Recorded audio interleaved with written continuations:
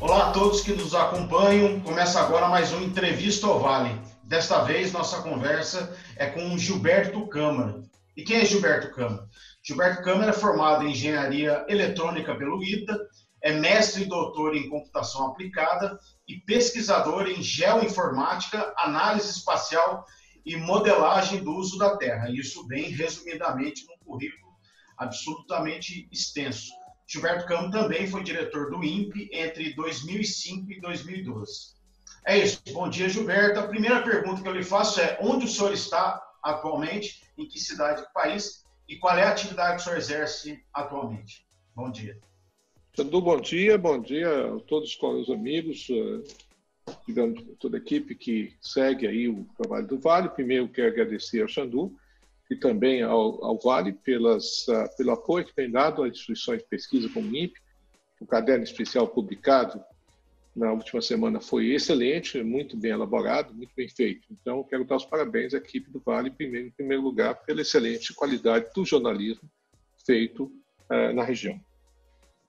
Eu estou em Genebra, apesar do fundo aqui, é um fundo virtual, são as Araucárias do Parque do Campo do Jordão, mas estou no meu apartamento em Genebra, hoje é feriado aqui, e eu sou diretor do Grupo of Earth Observations, Grupo de Observação da Terra.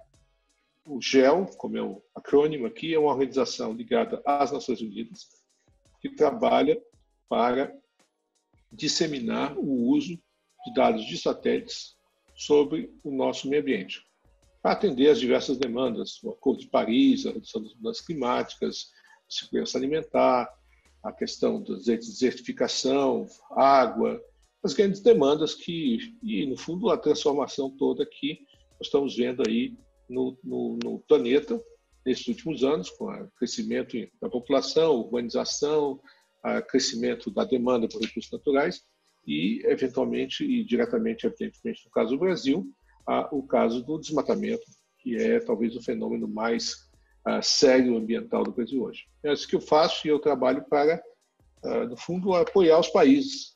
Nós trabalhamos para liberar os dados, nossa missão aqui é dados livres, ou seja, quanto mais a gente possa colocar dados sobre o planeta à disposição da sociedade de forma aberta, mais nós estaremos cumprindo a nossa missão.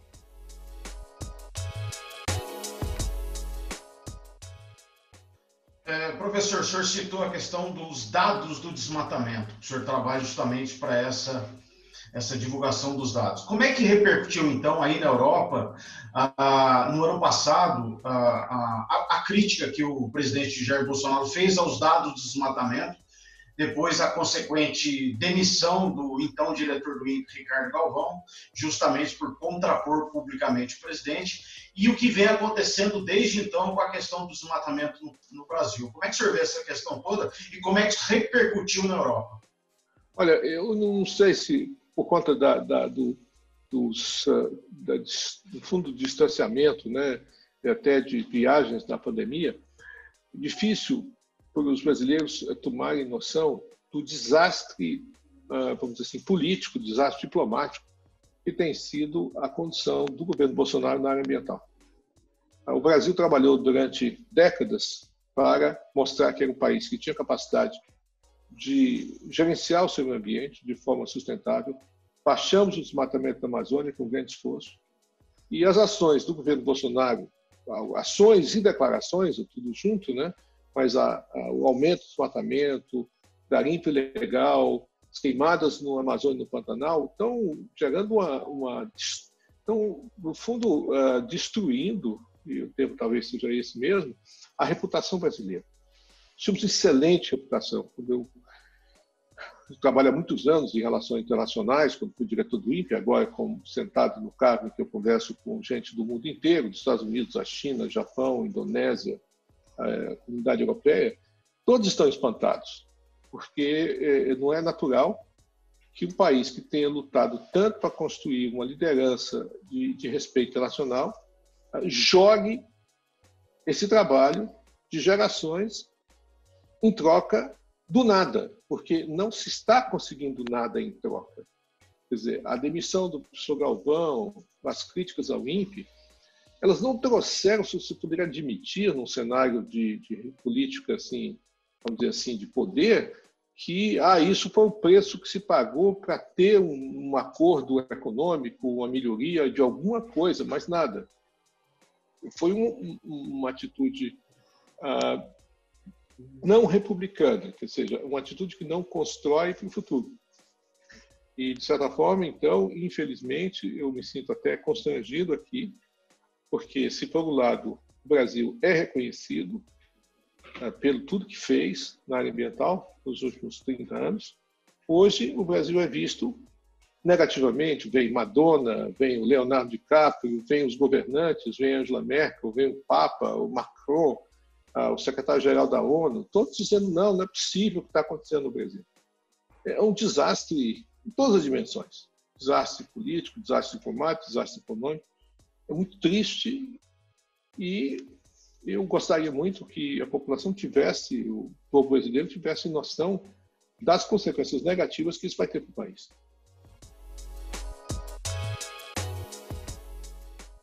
E aí eu lhe pergunto, qual é o custo que isso vai, concretamente, qual é o custo que isso tem para o país, Gilberto?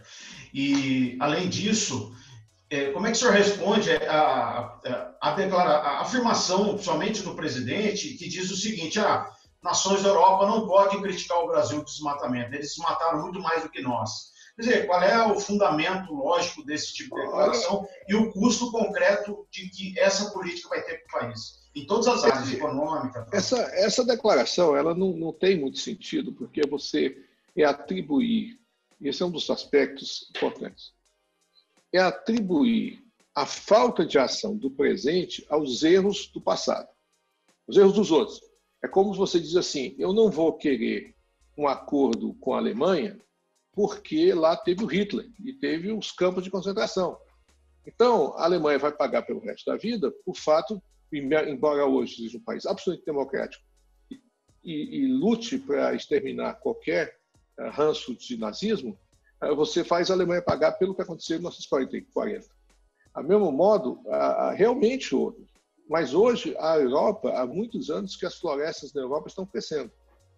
Agora, note que comparar as florestas europeias com a Amazônia é um absurdo. As florestas europeias, para quem são muito bonitas nas fotos, mas são todas muito monodiversas. Tem muito pouca biodiversidade. São muito de um certo tipo de flora, daqueles pinheiros que são bonitos, mas não tem nada próximo da diversidade biológica que a Amazônia tem e não tem nada próximo do papel que a Amazônia tem no clima. Então, é um discurso que não vai para lugar nenhum e só complica porque o Brasil, ao longo dos últimos 20 anos, ele tentou meio que se adaptar às grandes mudanças que vieram com a ascensão da China como potência industrial e que passou a ser, aspas, a fábrica do mundo. E o Brasil hoje, de competitivo muito forte, tem o nosso agronegócio. E o nosso agronegócio, na medida em que não consiga assinar um acordo com a Europa para a exportação de produtos brasileiros que são de boa qualidade e bom preço, não conseguirá justamente ter recursos suficientes para tocar o Brasil. O Brasil precisa produzir, precisa vender, precisa se relacionar com o mundo, se não for por outro motivo, para manter a nossa população, para manter um sistema básico de equidade social. De forma que, do jeito que você olhar, seja pelo crime, pelo custo ambiental, do custo da biodiversidade ou custo econômico, é um desastre o que está acontecendo e os atores estão cada vez menos interessados em negociar com o Brasil. A desculpa do passado não poderá, porque não faço negócio com os Estados Unidos, porque lá teve escravidão. Como alguém dissesse, eu não faço negócio com o Brasil foi o último país a acabar a escravidão. Bem, é uma chaga, é uma chaga. Não vamos ser punidos pelo resto da vida por isso. É esse que esse discurso do passado ele não resolve.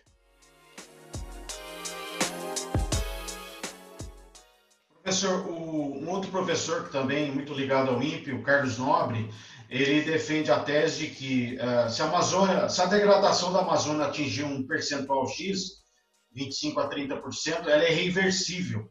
A Amazônia está condenada a se tornar, em algumas décadas, um deserto, como aconteceu com o Saara. Pode acontecer alguma coisa parecida. Como é que o senhor vê essa questão? E se realmente isso, as pessoas não compreendem esse risco pelo tamanho da Amazônia? Acho que ela é eterna, né? Que pode desmatar o quanto for que ela vai resistir. Como é que o senhor vê essa? Como é que o senhor explica isso? O trabalho do Nobre é baseado não apenas em situações, digamos assim, vamos chamar assim eu não chamo de previsões, mas de cenários futuros, mas também de cenários passados. Quer dizer, a gente aprende muito olhando momentos anteriores da Amazônia. E há sinais em que a Amazônia realmente, a floresta diminuiu muito de tamanho. Então, não é impossível e não é, digamos assim, há cenários nos quais, eu não diria, eu não sou especialista em climatologia, mas vamos dizer que existem cenários em que a Amazônia passa por um ponto de inflexão, como já passou no passado. De formas que não vale a pena, não tem por que correr esse risco. E essa que é a grande questão. Não podemos, não só apenas pelo fato de não precisarmos correr o risco, em outras palavras, não há necessidade possível conciliar o nosso desenvolvimento do agronegócio responsável com a preservação da floresta, e, portanto, o risco apontado nos estudos do Carlos Nobre, nós não precisamos correr, nós precisamos ter que escolher, porque não há necessidade de desmatar mais do que já está hoje.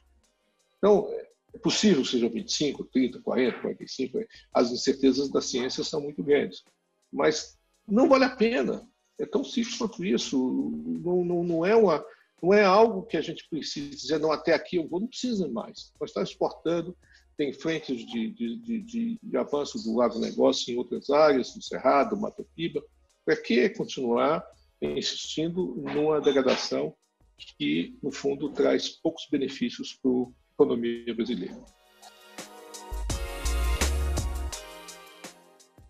Professor, o senhor citou a biodiversidade. Essa seria a grande riqueza da Amazônia para o Brasil e para a humanidade?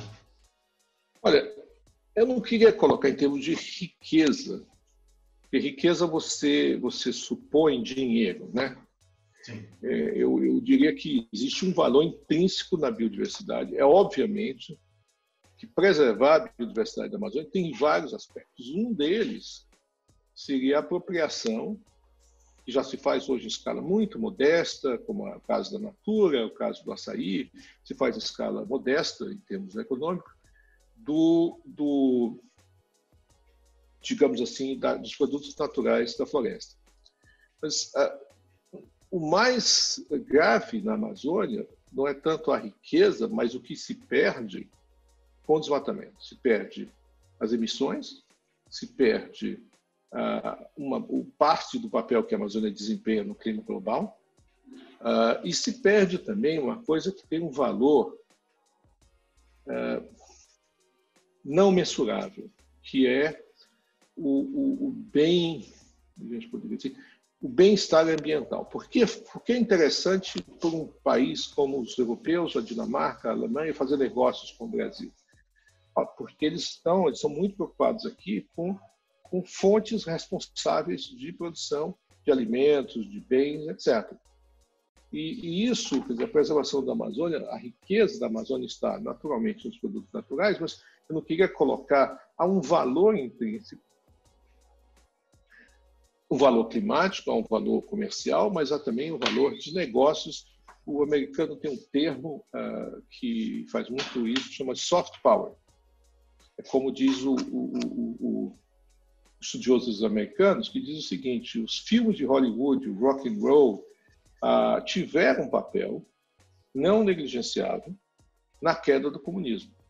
A parte econômica teve, mas a ideia dos valores da liberdade, dos valores intrínsecos, da ideia de diversidade, de abertura que a cultura americana teve para o mundo, desempenhou um papel importante na hegemonia do pós-guerra, né? Então, há um valor naquilo que não tem preço. Tem coisas que têm valor, mas não tem preço. E eu acho que a Amazônia é uma delas.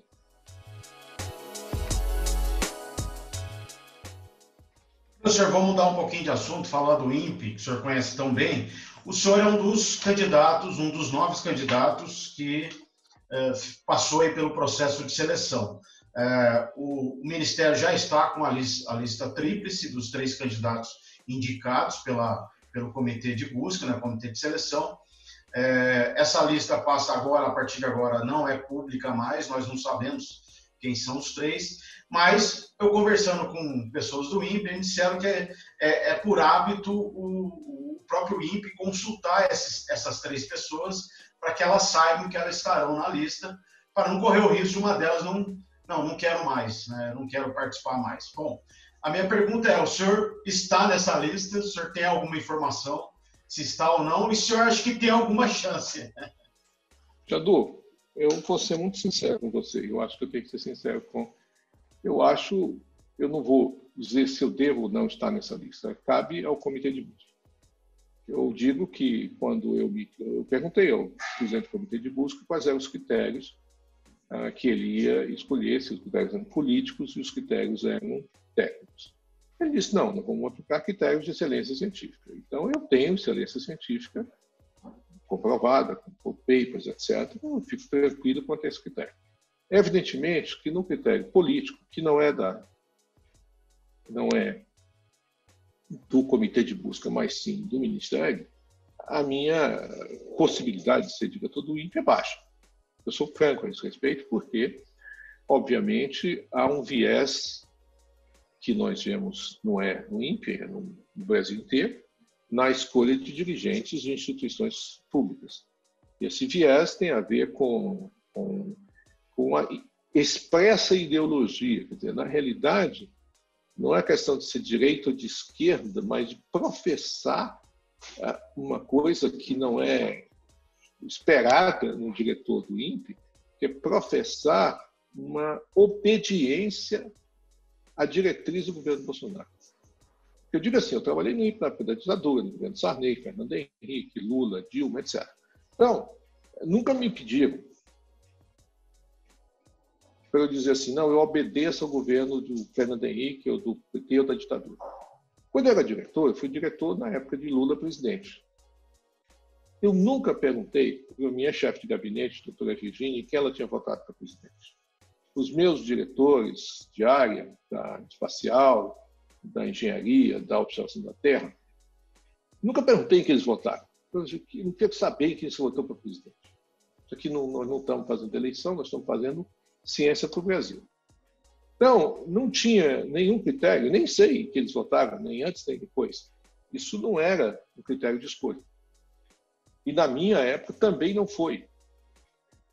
A questão de ser filiado ou não filiado a um partido não foi determinante, eu tenho certeza, porque eu conversei muito depois da minha indicação com o então ministro Sérgio Rezende.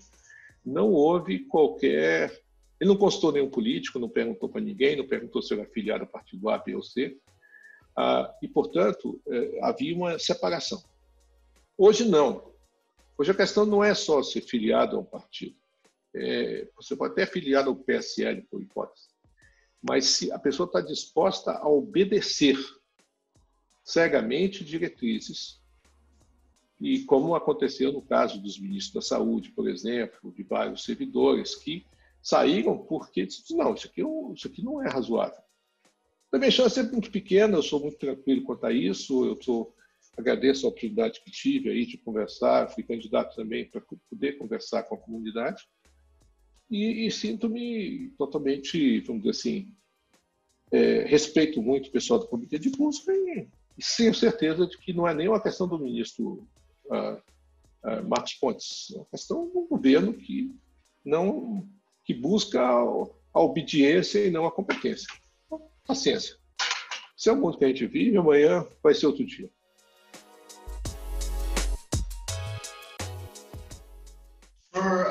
O senhor citou o caderno que o Vale fez sobre o INPE e durante as pesquisas ficou claro, pelo menos a sensação que há na comunidade científica, que há um desmonte do INPE, como foi feito com o IBAMA. Um desmonte que vai reduzindo, restringindo, dividindo, fazendo pequenas, ao invés de um grande instituto, pequenos institutos e vai diminuindo a força dessa maneira. O senhor também percebe isso? E o quanto o aspecto militar, o senhor falou da obediência, isso é muito da vida militar. Quando essa questão militar pode influenciar no futuro do INPE? Ele pode se tornar, embora uma organização civil, mais chefiada e comandada por um militar e que faça com que a hierarquia seja essa forma militar? Olha, Xandu, vamos pensar um pouquinho e como é que isso aconteceu. A gente, não sei, vamos voltar um pouco ao passado e entender essas atitudes aqui Nós já tivemos no Brasil muitas atitudes diferentes de militares com relação à ciência e com relação aos civis. Então, eu não posso dizer, foi militar, não gosta de civil. Não é isso que mostra a história. Vamos pegar 2 exemplos de São José dos Campos. Ambos do meu estado, Ceará. Primeiro é o Brigadeiro Casemiro Montenegro. O Brigadeiro Montenegro experimenta a guerra, a Segunda Guerra Mundial, verifica o despreparo que estavam as Forças Armadas Brasileiras, a incapacidade, inclusive, de se armar com pegantes de debate. E decide que o Brasil vai se modernizar na área aeronáutica, não era espacial, era aeronáutica.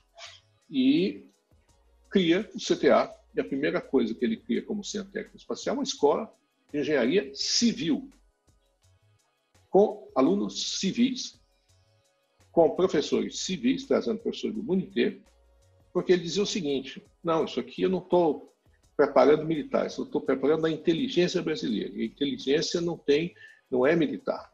Os civis vão fazer, fizeram, obviamente a Embraer é filha de um projeto como esse. Nunca se esqueça que os primeiros alunos do ITA iam assistir aula de bicicleta importada, iam aprender a fazer avião com bicicleta importada. Então esse brigadeiro militar teve essa visão. Vou pegar um outro, pessoa que eu respeito muitíssimo, está viva ainda, eu nunca encontrei, que eu estou fora, mas uma pessoa excepcional, que é Fernando Mendonça. Fernando Mendonça é coronel aeronáutico, aluno do ITA, summa cum laude, faz doutorado no Caltech e verifica o seguinte: tem um futuro na área espacial.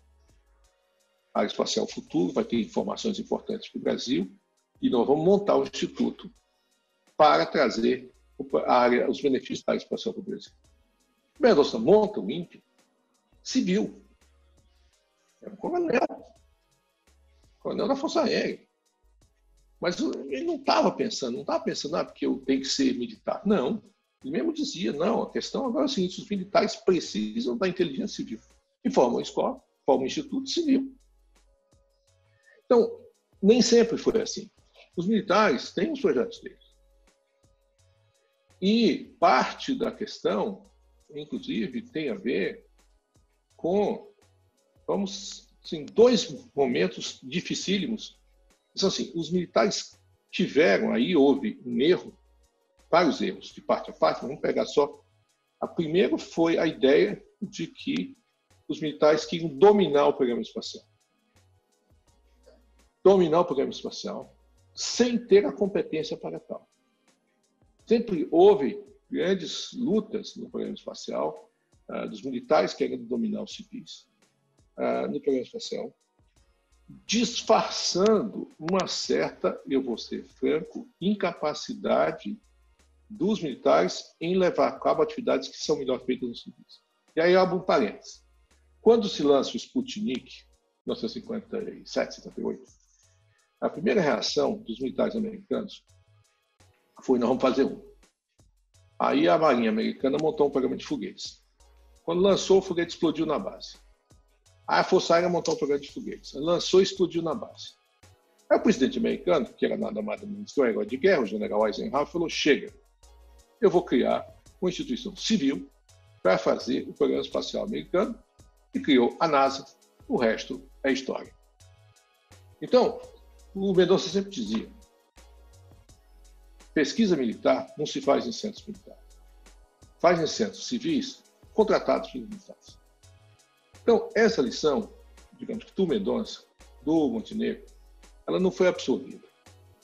Em relação ao programa espacial, os civis, o CTA teve um investimento que hoje a gente vê, em retrospecto, foi um investimento de muita boa vontade, mas um investimento irreal, que foi o VLS. E a resposta dos civis também foi péssima. Foi a Alcântara Cyclone Space. E essas duas somadas botaram todo mundo para baixo. E geraram, então, uma animosidade terrível entre civis e militares, que ainda vai demorar algum tempo para resolver. E essa animosidade se reflete num certo dificuldade dos militares de lidarem com o sucesso do INPE. Tem muitos militares que são muito tranquilos a isso, pessoas de altíssimo nível, tem muita gente na Força Aérea, pessoas muito bom nível, o Brigadeiro Reginaldo, o Brigadeiro Feroza, pessoas de altíssimo nível, pessoas que é um prazer conversar, que têm uma visão de Brasil. Mas tem outros que, assim, têm uma visão mais curta, que pensam que o sucesso do INPE é um insucesso do CTA.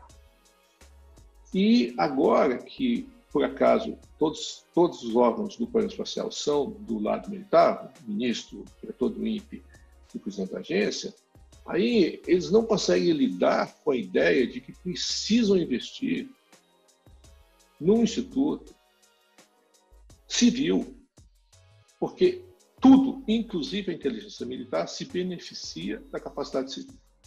Então, hoje o INPE está sob ataque. Está sob dois ataques. Um é o ataque da ignorância, que é o ataque do Bolsonaro. Bolsonaro, Salles e companhia. É a ignorância mesmo.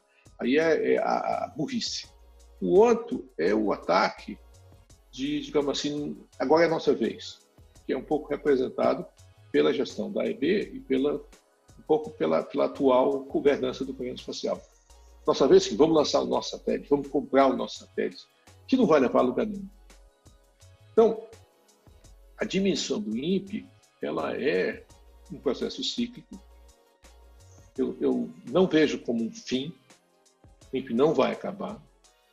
Obviamente, se em 2022 Bolsonaro não se eleger e se eleger um governo civil responsável que dialogue, consiga dialogar com os militares, encontrar espaço de lado a lado, nós vamos ter um renascimento do INPE. Porque a missão que o INPE cumpre não é cumprida pelos militares, não tem quem cumpra a missão do INPE. Esse é o grande problema. Não há quem substitua o INPE. Não há como tirar o INPE e colocar outro no lugar militar. Não tem como, não existe competência, capacidade de missão, capacidade organizacional, ligação internacional, pós-graduação, nada disso. Então, é nesse sentido que eu digo, estamos tentando. Não vão conseguir. A gente vai sofrer muito, mas vai sobreviver. E vai ficar mais forte no futuro. E eu vou viver ainda para ver isso.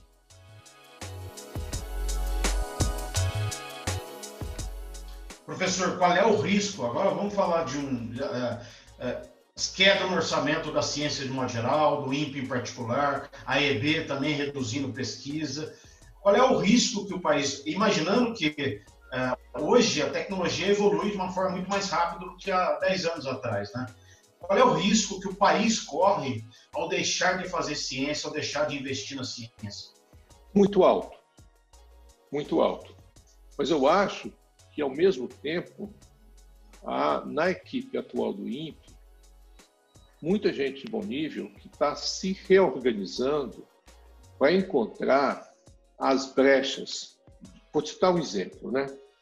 Eu não sei se você já noticiou o chamado deter intenso, né? O deter intenso é uma versão do sistema de monitoramento em tempo real que a gente utiliza com o satélite sino brasileiro, em que algumas áreas mais pontuais, digamos assim, com maior intensidade, em lugar de comprar imagens, trazer imagens, a equipe vai direto na Amazon, nos Estados Unidos, onde estão armazenadas imagens dos satélites americanos e europeus, e acessa aquelas imagens, com recursos que eu fico muito feliz de dizer que foi um grant que eu consegui, eu como diretor do GEO aqui, para a equipe do INPE.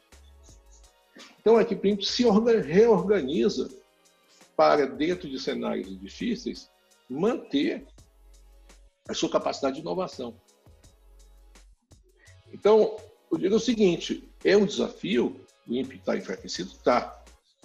Agora, não pense que as pessoas que estão lá dentro, e aqueles que trabalham junto com o INPE, continuam orientando, dando tese, trabalhando com a equipe, estão simplesmente sentados, esperando a banda passar. Não, de jeito nenhum. Em muitas áreas, o INPE está investindo o quanto pode em técnicas mais avançadas, em técnicas de uso, em redução de custos, em maneira de fazer a mesma coisa de forma mais eficiente. Obviamente que isso jamais resolverá o problema do orçamento, mas ele, no fundo, a questão é não desistir e se preparar para o dia da virada, que acontecerá. Acontecerá porque o Brasil, a história do Brasil mostra isso. Então vamos virar esse jogo.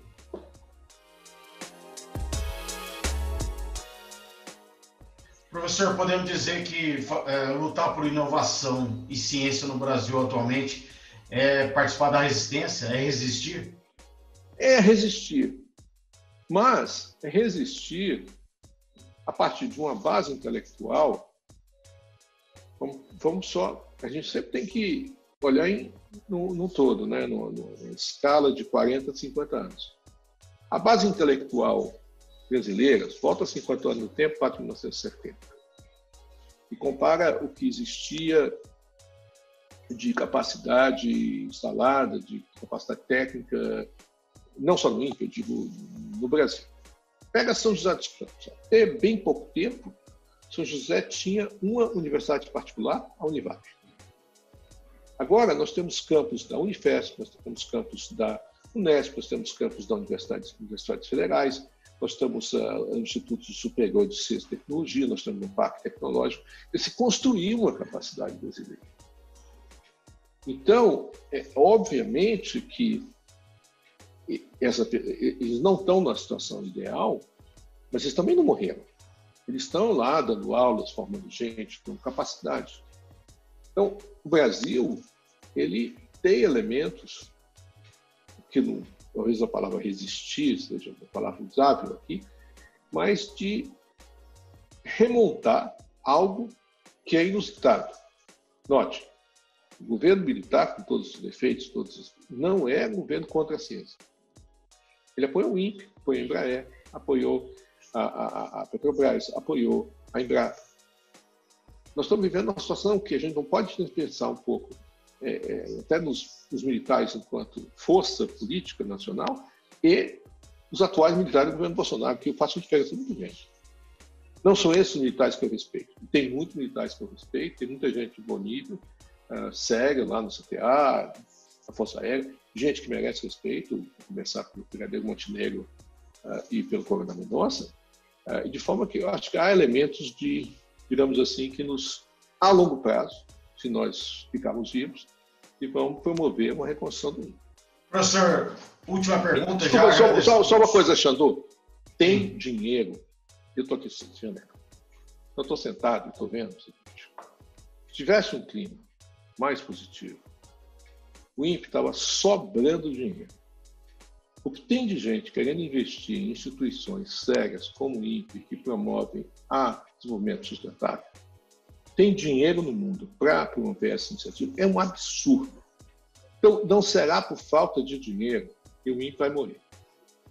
Será por falta de capacidade de se relacionar com o mundo internacional. Pois não, Xandu, diga.